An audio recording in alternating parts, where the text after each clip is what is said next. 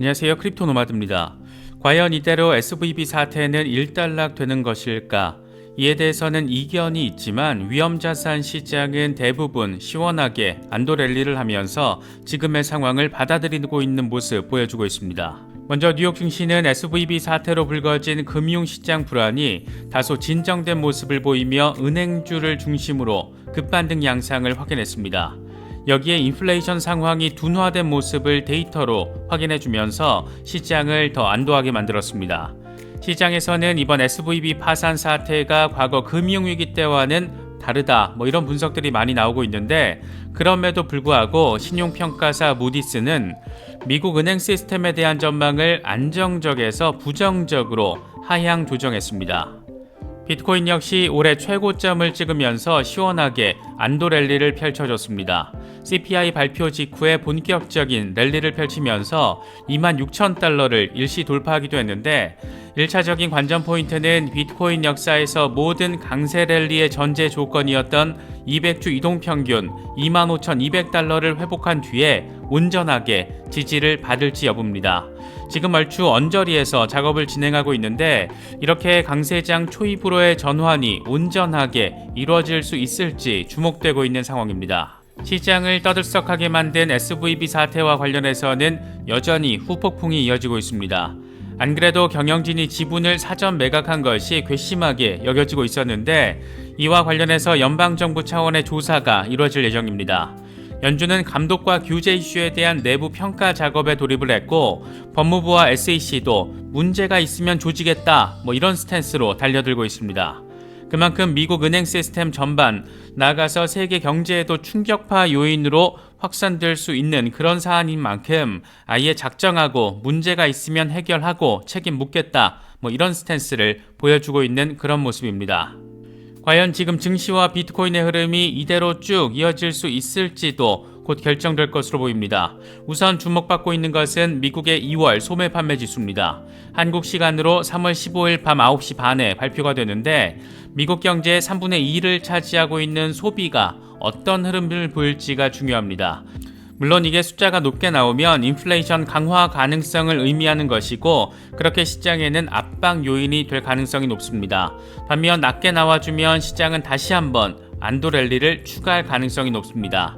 일단 예측치는 긍정적으로 제시된 그런 상황입니다. 저희 채널에서는 일주일에 3-4번 정도 멤버십 라이브 방송을 진행하고 있습니다. 함께 이슈를 분석하고 서로의 의견을 나누는 자리입니다. 좀 더 시장을 멀게 바라보고 함께 의지해서 나가는 사람들이 모여 있습니다. 어렵고 힘든 투자 시장에서 마음의 동료를 원하시는 분들에게는 분명 도움이 되고 있지 않나 생각됩니다. 멤버십 라이브는 크립토 노마드, 그러니까 직장인 등급 이상의 멤버십 회원에 가입하시면 누구나 참여하실 수 있습니다. 많은 분들의 성원과 관심 부탁드리겠습니다. 그럼 이번 영상 시작하겠습니다. 이 정도로 미국의 은행 시스템 위기는 마무리가 되는 걸까? 아직 뭔가 예단하긴 어려운 상황이지만, 그래도 일단 뉴욕 증시는 3대 지수 모두 진정된 모습이 확인되고 있습니다.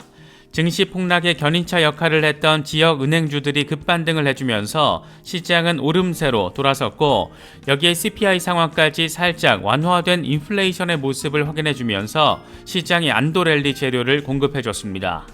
은행 3개가 잇따라 무너지면서 금융 시스템 위기로 해석이 됐고, 이에 따라서 규제 당국이 직접적으로 개입을 한 게 1차적인 시장 안정의 재료가 됐습니다. 특히 이번 사태를 일각에서는 금융위기 때와 비교를 하면서 추가적인 불안감을 고조시키기도 했는데, 전반적으로는 금융위기 때와는 다르다, 대형은행들은 이전보다 건전하기 때문에 유동성 위기로 번지진 않을 것이다, 이런 분석들 많이 나오고 있습니다. 반면 무디스의 경우에는 은행들의 영업 환경이 빠르게 악화한 상황을 거론하면서 미국의 은행 시스템에 대한 전망을 안정적에서 부정적으로 하향 조정했습니다. 추가적인 은행권에 대한 압박이 이어질 거라고 내다보고 있는 겁니다. 이번에 증시를 좀 더 들썩이게 만든 것은 미국의 소비자 물가지수가 선방한 상황을 확인해줬기 때문입니다. 전년 대비로는 6%가 오른 것으로 나타나면서 전월의 6.4%보다 둔화했고, 이건 또 시장의 예측치와도 일치했습니다. 특히 전년 대비 상승률은 2021년 9월 이후에 2년 5개월 만에 가장 낮은 수준이라는 의미 부여도 함께 해줬습니다. 전월 대비로 봐도 시장의 예측치였던 0.4% 그대로 나와줬고 이 역시 전달의 0.5%보다 둔화된 것을 확인했습니다. 이번 안도랠리에 추가적인 반등 재료를 넣어줄 수도 있는 데이터가 곧장 발표가 됐는데 바로 미국 소매 판매 지수가 15일 밤 9시 반에 발표가 됩니다. 한국 시간입니다. 소비는 미국 경제의 3분의 2를 차지할 정도로 큰 비중을 가지고 있기 때문에 소매 판매 지수가 높아진다는 것은 물가 상승 압력을 의미하는 것이고 반대로 낮아진다는 것은 인플레이션 완화 가능성을 의미합니다. 다시 말해서 이게 높게 나오면 연준에게는 금리 인상 명분을 제공하는 겁니다. 다행스러운 것은 1월에 3%로 나온 것이 2월에는 마이너스 0.3%로 예측돼 있는데 시장의 예측치대로 마이너스 상황이 확인된다면 시장은 한 번 더 추가적인 랠리를 벌일 가능성이 존재하는 그런 상황입니다. 이렇게 새롭게 발표되는 데이터들을 종합해서 연준은 다음 주 FOMC에서 3월 금리 결정을 내리게 됩니다. 사실 은행 리스크라는 변수가 생기면서 연준으로서는 긴축 스케줄과 관련해 스텝이 꼬이게 되는 것이기도 한데 일단 시장에서는 0.25%포인트 베이비 스텝 인상 가능성을 80% 가까이 기대하고 있습니다. 동결 가능성도 20%를 돌파한 만큼 현재로서는 베이비 스텝을 단행하든가 아니면 아싸리 동결을 하든가 이런 두 가지 상황을 가장 강력하게 예상을 할 수가 있고 둘 다 시장에는 안도랠리 재료에 해당한다고 바라볼 수가 있습니다. 여기서 한 가지 변수는 노무라 증권의 전망처럼 아예 금리를 전격적으로 인하해버리는 상황인데 이건 연준이 금융 시스템 위기에 더 큰 방점을 찍을 때 가능하다라고 생각해 볼 수가 있습니다. 사실 실제적인 실체는 미국 정부가 아니고서는 정확하게 알 수가 없기 때문에 우리 입장에서는 베이비 스텝 가능성이 가장 높고 동결 가능성도 존재하는데 여차하면 금리 인하라는 파격적인 조치가 일단 단행될 가능성이 전혀 없는 것은 아니다. 이 정도 시나리오를 상정해 놓고 대응을 하면 어떨까 개인적으로는 바라보고 있습니다. 참고로 노무라 증권의 경우에는 이번에 금리 인하 전망을 제시했지만 SVB 사태 이전에는 0.5%포인트 빅스텝 인상 전망을 제시했던 그런 곳입니다. SVB 사태 후 폭풍 여전히 현재 진행형입니다. 일단 연방정부 차원에서 SVB에 대한 조사에 들어갔는데 먼저 법무부는 SVB 경영진의 파산 전 지분 매각 논란을 살펴보고 있는 것으로 전해지고 있습니다. 그레그 베커 CEO는 2월 27일에 주식 12,451주에 대한 스톡 옵션을 행사한 뒤에 바로 곧장 매각을 해서 230만 달러, 우리 돈으로 30억 원 정도의 순이익을 챙긴 것으로 알려져 있습니다. 회사가 위험할 것이라는 것을 미리 알고서 주주들에게는 알리지 않고서 지들 배때기만 아주 강하게 배부르게 채운 것 아니냐 이런 부분을 짚어보겠다라는 겁니다. SEC의 경우에도 칼을 빼들었는데 파산 전에 회사가 재무 위험이나 사업 불확실성을 정확하게 공개했는지가 조사의 핵심이라고 합니다. 이와 관련해서 정기적인 의무 공시 자료, 경영진의 발언 등이 조사 대상이 될 예정이라고 하는데 앞서 이미 SVB 주주들이 열이 받을 대로 받아서 회사가 재무 위험성을 사전에 공시하지 않았다라며 이미 집단 소송을 내버린 상태입니다.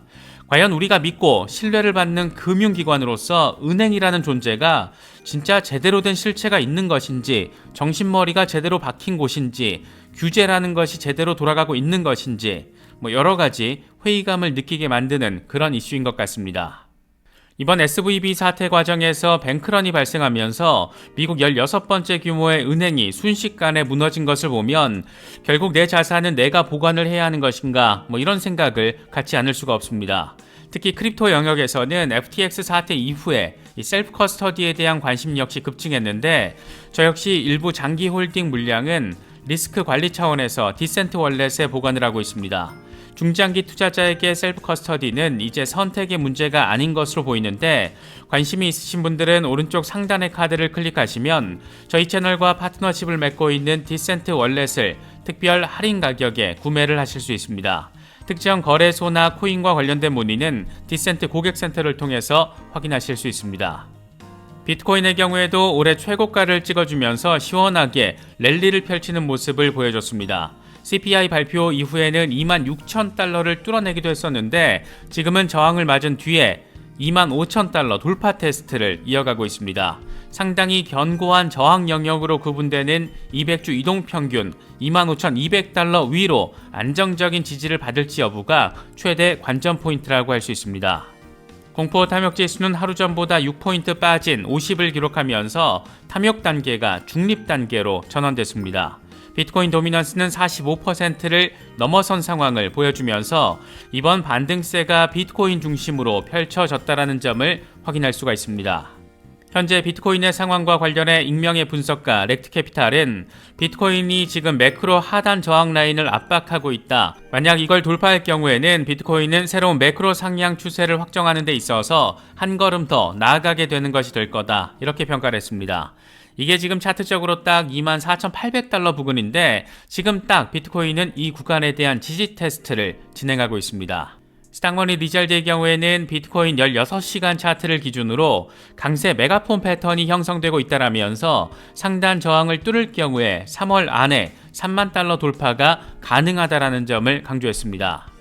캡틴 파이빅의 경우에는 비트코인 일간 차트를 기준으로 비트코인이 25,000달러 중요 저항 라인을 돌파해낼 경우에 이건 비트코인의 강세 추세를 의미하고 몇 주 안에 40에서 50% 수준의 랠리를 벌일 수 있다는 걸 의미한다. 이렇게 설명을 하며 지금 구간에서의 저항 돌파가 어떤 의미인지를 강조했습니다. 이번 SVB 파산 사태로 인해서 촉발된 금융 시스템 위기 상황을 놓고 암호화폐 업계 내부에서는 비판의 목소리들이 터져나오고 있습니다.